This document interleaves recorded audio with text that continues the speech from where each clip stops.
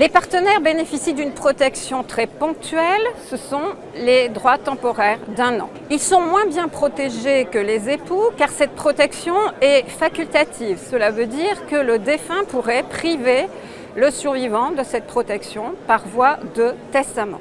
Outre ce droit temporaire, ils n'ont pas la qualité d'héritier. Là, c'est vrai aussi pour les concubins qui, eux, ne bénéficient ni d'une protection temporaire de leur logement, ni d'un quelconque droit d'héritier. Pour les partenaires et concubins, il faut nécessairement mettre en place des dispositions de dernière volonté sans lesquelles ils n'ont pas accès à la succession. Ces dispositions de dernière volonté, elles peuvent poser problème lorsqu'il existe des descendants. Les descendants sont héritiers réservataires et il faut dire que ces partenaires et concubins ne bénéficient pas, comme les époux, d'une quotité disponible élargie. Ils peuvent bénéficier de la seule quotité disponible ordinaire, qui est une quote-part des biens, qui dépend du nombre d'enfants. Et puis, il existe aussi un texte assez curieux qui date de 1804, voyez, et qui va entraver la volonté du défunt lorsqu'on veut transmettre aux survivants des partenaires et concubins un droit d'usufruit, ce qui est le cas le plus fréquent quand on veut lui assurer la pérennité de son logement. C'est l'article 917. Ce texte, qui a survécu à la réforme de 2006, c'est un peu incongru, prévoit que l'enfant ou les enfants peuvent s'opposer à l'exercice d'un usufruit s'il empiète sur leurs réserves. Autrement dit, seul le conjoint peut être usufruitier de tous les biens, ce n'est pas le cas du partenaire ou du concubin. Donc, cette faculté de s'opposer à l'exercice de l'usufruit va limiter l'efficacité des dispositions.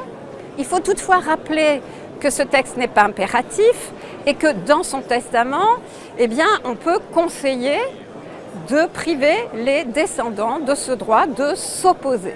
Mais malheureusement, tout n'est pas pour autant réglé, car les enfants restant réservataires, même s'ils subissent cet usufruit, s'ils empiètent sur leurs réserves, ils auront le droit de réclamer une somme d'argent pour les indemniser de l'atteinte portée à leurs réserves. Les partenaires de Pacs, comme les époux, sont exonérés de tout droit de succession, ce qui fait que les dispositions de dernière volonté peuvent s'appliquer si on a bien géré les problèmes civils. Les concubins, eux, vont être taxés à 60%, après un abattement de 1 594 €, autant dire une misère. Donc, pour eux, il faut travailler autrement.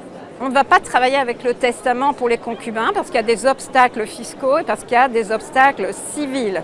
Donc pour eux, on ira chercher une convention d'indivision dans laquelle on leur conférera le droit, lorsque le logement est indivis, d'acquérir la quote-part du prédécédé. Et dans ce cas-là, il faudra des solutions financières via l'assurance vie pour permettre le financement de l'acquisition de cette quote-part. Et puis il y a des montages plus sophistiqués dont je ne dirai que 2 mots. Ils peuvent, ces couples, acheter en tontine, auquel cas c'est le survivant qui va rétroactivement, il faudra bien prendre garde à prévoir la rétroactivité de la condition suspensive, mais aujourd'hui, celui qui va survivre sera rétroactivement le seul propriétaire du bien acquis. Et on peut faire aussi des montages plus sophistiqués en ayant recours à la SCI, soit par un démembrement croisé des parts, soit par une clause de tontine dont la souscription des parts sera elle-même assortie.